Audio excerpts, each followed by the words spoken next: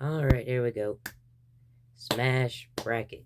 An online versus show where they take characters in Smash Bros, see how canonically strong they are, and put them against each other. If you've seen Death Battle, any recent ones like Homelander versus Omni Man, excuse me. Uh, yeah, it's not close at all, and that's kind of the whole point. But that got me thinking of Smash Bracket, since there are some episodes that just are not fair at all. And I wondered how big the gaps in strength were per match. And for some clarification on this, not all episodes have attack values for each character. So I had to get a bit creative of the values I had to deem good enough of what they were given. But do take them with a massive handful of your favorite seasoning, since I'm not a researcher or someone who does calcs for stuff like this. So there's a very, very good chance I am wrong. And if I am, I don't know, just yell at me, I guess. And yeah, apologies for sounding so rough. My voice isn't exactly great right now. I didn't want to delay this video by another month or so. So we're just gonna have to live with that. More clarifications. Essentially the rules, I guess. You can't give characters any values they didn't have, but finding what they did have is fine. So say, I don't know, we take Mario for instance. We can take his values of attack potency or lifting strength or whatever, but we can't give him other feats that aren't in the episode. So I have to use what's in the episode as our values, but finding out what that value is fine.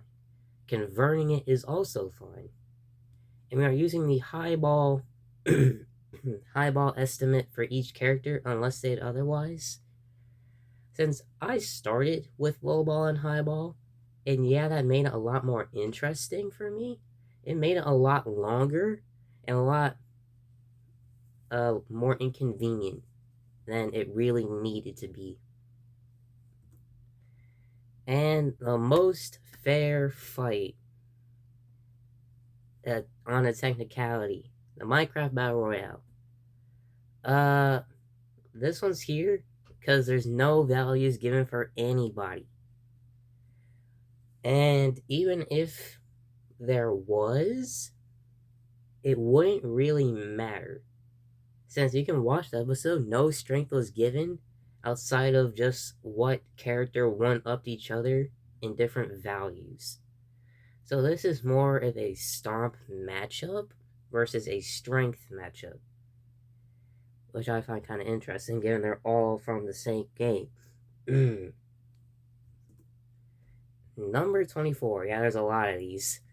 Sam versus Pit, which I thought would be a lot further apart, but their highballs are actually pretty close. Sinus was placed at 26.88 petawatts with her Overblast skill, which scales to her other weapons. And Pit comes in at 24 petawatts thanks to defeating his clone in one shot in the multiplayer modes, which leaves Samus with a 1.12 times strength advantage. They'll also cause the strength a tie, probably because the gap is so small that it doesn't really matter for the edge in strength. Number 23. This one is really simple, of Wario versus Lucas. Lucas has 2,000 homes of energy output. Wario has 20,000 homes of energy output, with just a flat 10 times strength advantage. But if you want percentages that they did give, Wario has an average 87.5% chance of winning, since he was given 90% chance for being up close, 50 for middle, and 20 for far, compared to Lucas at 10 for close, 50 for middle, and 80 for far. 22, Alex vs. Villager. Alright, there's potential for me being wrong here, but we're gonna get there eventually. Despite using the fishing feats, we're gonna use the energy behind that feat instead of what they can dish out, simply because it's just a lot easier for me to do that. And when converted from Alex fishing up an iron golem, like plus the strength potion, which like doubles or triples her strength, I think, it comes out to 0.00035 tons of TNT. Compared to the villager fishing up some big animal, I put the great white shark because I forgot which one it was, and it came out to 0.005 tons of TNT, which makes the villager 14.28 times stronger than Alex. Even if we didn't use the strength potion for Alex, its placement most likely wouldn't change that much. The number would just be bigger. 21, Banjo and Kazooie. This one's kind of interesting since depending on what you buy, the result who's stronger actually changes. With Yoshi's low ball, ends up having Banjo stronger by a factor 55.4. Though since we're doing the high balls for each character, Yoshi ends up being stronger by a factor 67.8. Alright, let's try and get at this. I just hold it. Yeah, there we go. Alright, Greninja versus Diddy. The placement for this and Banjo is actually really close to each other, with Greninja and Diddy being its superior. Greninja breaking the ice formation, and Diddy's peanut pop guns being used for the comparison. Diddy ended up being 70.7 times stronger than Greninja's ice breaking.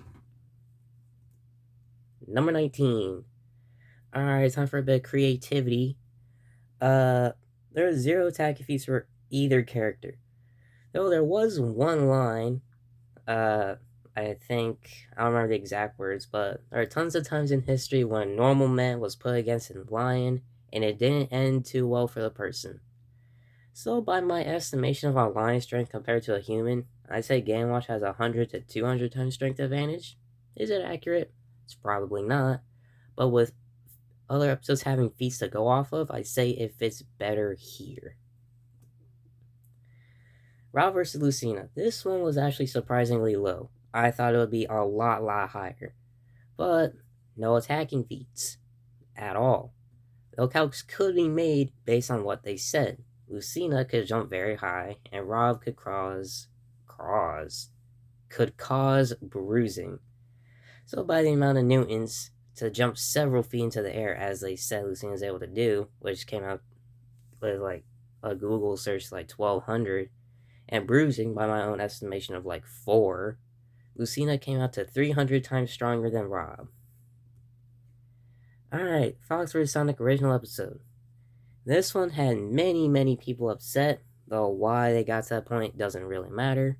Fox's best feat came out to 29 teratons of TNT, or 29 million megatons of TNT, pardon me. Sonic in base form had 3,500 tons of TNT, and Super Sonic, he had 20.35 gigatons of TNT. Behind him and Shadow stopping the spaceship. So converting Sonic's gigatons to teratons gives him 0.02035 teratons. Doing the calc gives Fox a 1,450 times strength advantage. K. Rool versus King Dedede. So there's 2 ways you can go with this. You can go with their scaled stats, getting Dedede to Kirby and K. Rool to DK. Though each were given their own stats, which is what we're going to be using for this. K. Rool could launch, I think it was a Lanky Kong. No, he launched a Kong very high into the air, which came out to 0.03 pounds of TNT. Dedede has knocked out Kirby in one hit, which comparing that to other things that have done that, it came out to around 50 pounds of TNT. So with some simple division, we get of 0.03 to 50. Dedede comes out to be 1,666.6 repeating times stronger. Mario and Mega Man. Alright, for this one we're using the lifting feats because that's just easier to compare and they both have them. And Mario holding up the castle and Rock holding up Wily Castle. Though numbers may seem lower at first glance, of 60,000 tons to 62 tons, Mega Man has, oh, sorry about the camera angle, Mega Man has a double gear system, which can double his strength. So, he can lift effectively 120,000 tons, which is a lot. And since we're doing high balls with each character, we're using that, which puts Mega Man at nearly 2,000 times stronger. Though this was a really early episode, so it may get redone at one point in time. Who knows? Certainly not me. Falco versus Falcon. Fair this was not. Falcon got stomped. Only advantage was Falcon was a bit faster outside of his ship, but that's about it. Falcon's punch had the energy equivalent of 135 grams of TNT. Falco essentially had 572,726 grams of TNT worth of energy. Exact value I don't recall, but it made Falco 42 times stronger than Falcon, or a 4.2 thousand times strength advantage. Link vs. Ridley 2022. Link had energy output with his bombs coming up to 304,790 megawatts. Ridley had an output of around 37, which gives Link an 8.2 thousand times strength advantage, not to mention every other advantage that he had over Ridley, which made it a very, very, very big stomp for Link. Meta Knight vs. Marth. The first real episode, hooray! Marth has no attacking values. Boo. But he does have a feat of being several times stronger than a normal human. Several, according to the internet, means 5 to 7. So taking the joules a normal person exerts, we have like 750 joules. Meta Knight was spent 9 pounds of TNT. And converting that into joules, we have our answer, with Meta Knight being 17.8 thousand times stronger. I hope this one gets redone, since it was actually a very good episode, and based on the other remakes episodes that they've done, the quality's improved quite a bit, and I hope this one receives the same treatment. 11. Pichu and Pac-Man. Pichu has an interesting time with this, since like Mega Man, he's got a light ball. That's used to double strength if it was used, which it was.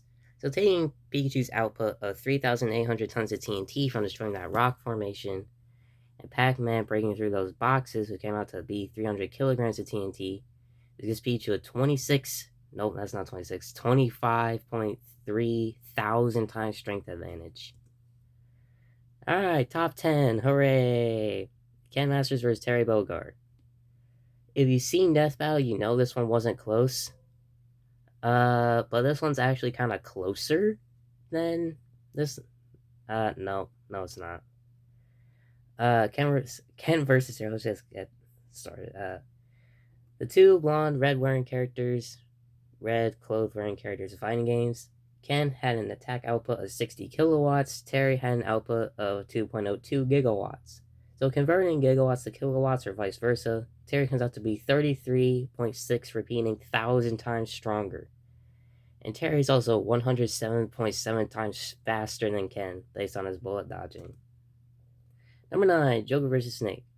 I expected this one to be higher, since Snake's best supposed feat is sending grown men flying. I can't really do a calc for that, but what I can do is research, and he had rocket launchers in his arsenal. So taking the strongest rocket I could find used by US military, had an output of 15.5 kilowatts. Joker had a quasar, which had an energy output of 427.7 million kilowatt hours. Now, this probably isn't correct at all, but assuming kilowatt hours are convertible to kilowatts, this gives Joker a 27 million times strength advantage. Yikes. Ice Climbers versus Duck Hunt. Alright, I wasn't expecting this one to get so high, but given how low Ice Climbers are, it kind of makes sense. The Ice Climbers were put at 119 watts. Duck Hunt's gunman shots were outputting 9.68 gigawatts. So converting 9.68 gigawatts to regular watts, this gives the Duck Hunt trio an 81 million times strength advantage. That's just ridiculous. Number 7, Ryu vs. Lucario. Alright, this one was not fair for Lucario at all. His best feat was holding an explosion, but no calc is given, and I don't know how to calculate that. So breaking bonus is the best we got. And it came out to 106 joules. Is that accurate? Probably not. Ryu was calculated at 33 tons of TNT from attacking Oni through a portion of a mountain. Comparing both, while converting both into joules, gives Ryu a 1.3 billion times strength advantage. Billion with a B. This top 7, and we're in billions. Alright, Season 0 Link versus Ridley. Doing the research for this, I thought this one would be like number 1, since Link came in with 0.00010707547 tons of TNT. That is a really low number. Ridley could turn hills into rubble.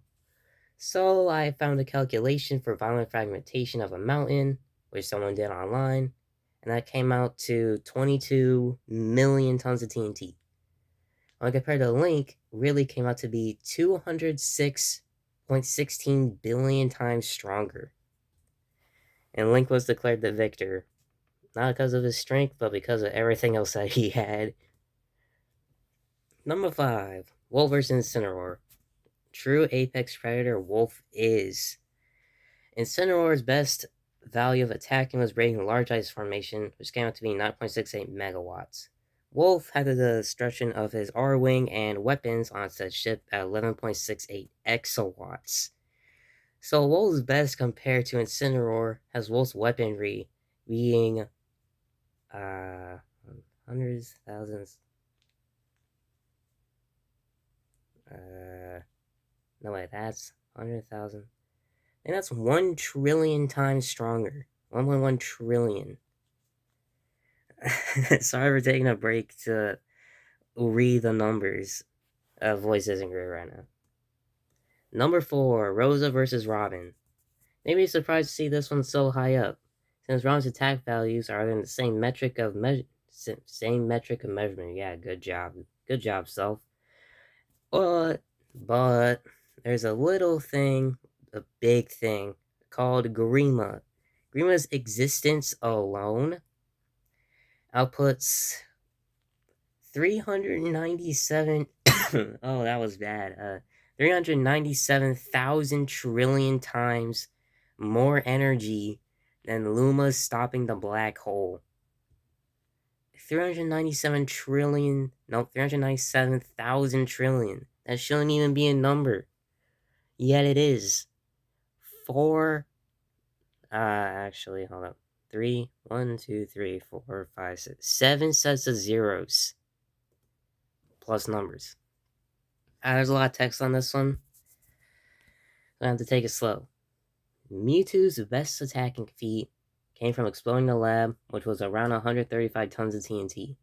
But we can be nice and give Mewtwo his modifiers, which are stated, so we can multiply that attack value by 4, because he can raise his stats by 4, and then add 20% of that with a Twisted Spoon, and you get 648 tons of TNT.